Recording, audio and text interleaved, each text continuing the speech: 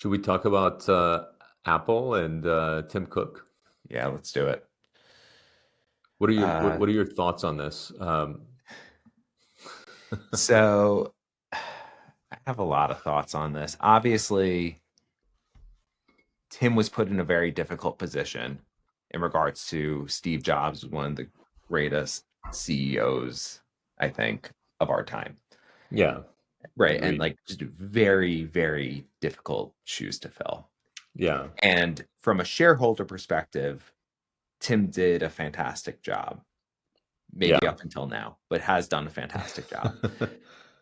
From a It's hard to argue with that because the stock has been, like he's Right. created what Yeah, you over you literally can't argue with that. Yeah. market, or Apple has added more than $3 trillion market cap, more Yeah. than From a 10x. Yeah. from a product and development standpoint, I Can I just don't summarize think that in one little shot here? This is the product because I had to charge my mouse today. yeah, And I'm like, this represents what Tim Cook has done. This is how you charge your magic mouse right here, like from the makes it bottom. unusable. Makes it unusable. May as well put a wireless charger in the middle of your keyboard for your mouse. That's how you charge it. Put the wireless charger in the middle of the keyboard, so you can't use either one. Yeah, Um, like with Apple's brand, they're supposed to be the best of the best. right. And in a lot of ways they are, but they're in a handful of ways they're not.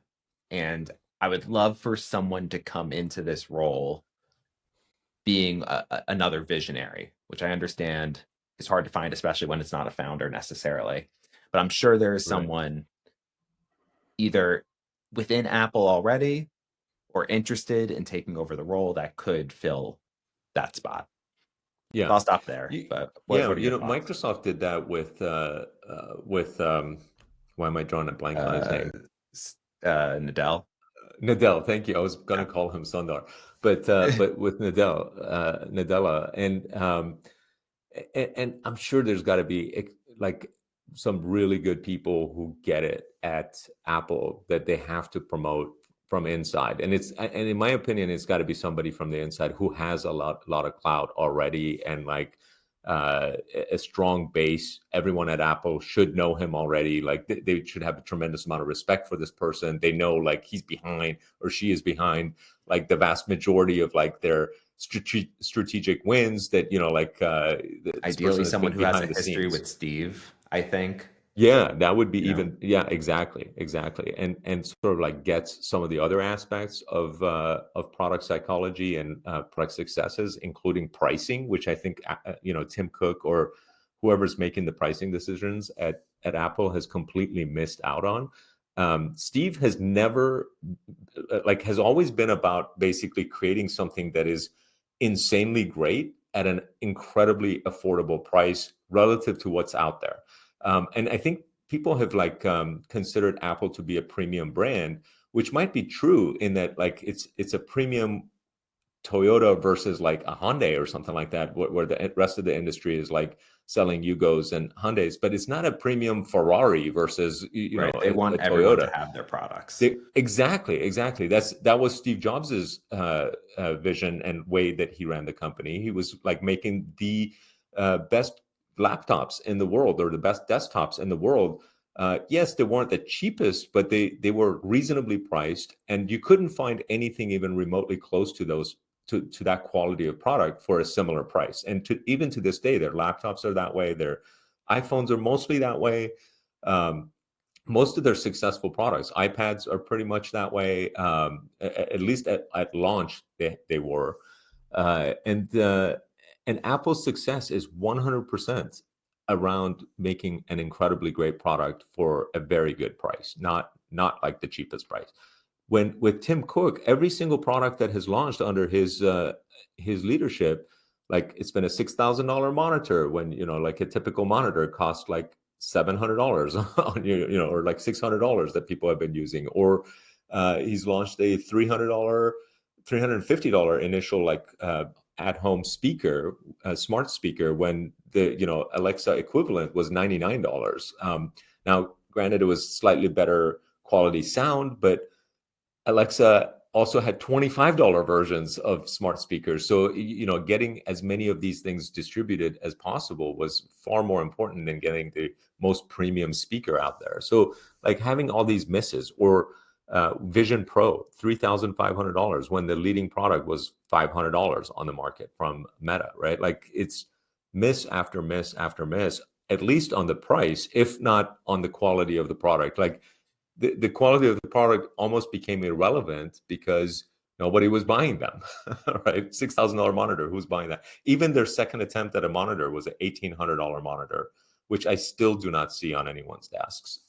When there's no way, there's no reason why they shouldn't dominate like the monitor industry for everyone who owns an Apple product, right?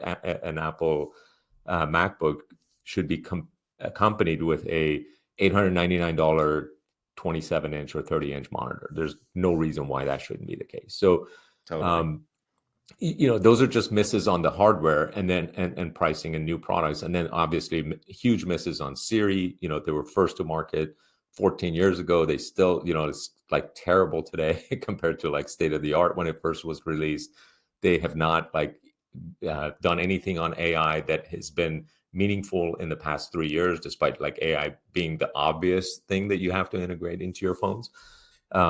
So yeah, it's I'm looking forward to the sort of like next CEO and hoping that it'll be somebody who can actually make a big difference there.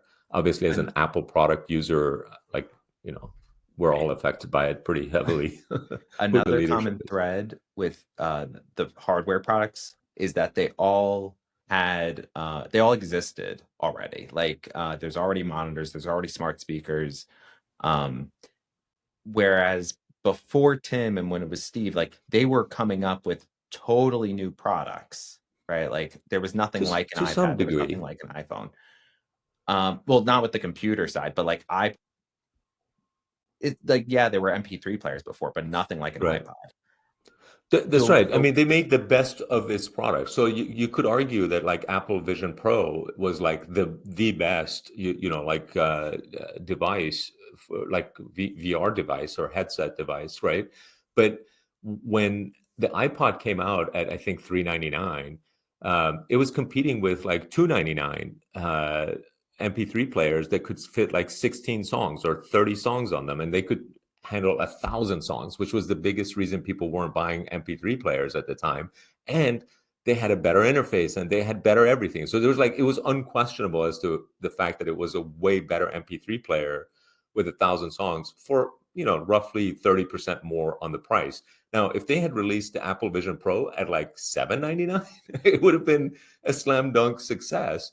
But they released it at $34.99, right? Like it's, right. But but the point I'm trying to make is I think they're a little not too focused, but they don't focus enough on bringing totally new products to the market where there's no competition. So they have yeah, one killer product that I'm aware of that Tim has brought to the table, which you are actively using right now, and that's the the AirPods, AirPods, right? yeah. There was nothing. Obviously, there were Bluetooth, ear headphones and whatever before, Yeah. but there was nothing like an AirPod And it's until they quite made it. possible that these were under development during Steve's time, and may I'm have trying to had. give Tim something. Yeah. No, no, it's good. But by the way, like speaking of how amazing these things are from a revenue perspective, I think they have more revenue than Netflix, just this one That's product by crazy. itself. Isn't that crazy? Yeah, Like that's insane. Netflix is like producing all these shows, spending billions of dollars on content, like all this stuff, and these guys are like, oh yeah, AirPods. We have Yeah, more revenue than you. yeah, um, yeah, Apple is a monster of a business though, and it has attracted an incredible amount of talent. So it must check off the talent checklist in terms of internally. They're super secretive, so this talent is not necessarily exposed externally. There's not. Um, they're very hush hush about what they're working on. Therefore, like the talent is kind of like quietly executing. Nobody knows who they are or like where to go right. poach. So from a talent perspective, I think Apple probably has the best talent. I think they've been lacking vision, product direction, product psychology, those types of things. I think and new CEO could actually breathe like good life into it in the same way that Microsoft CEO did. So yeah. Agreed.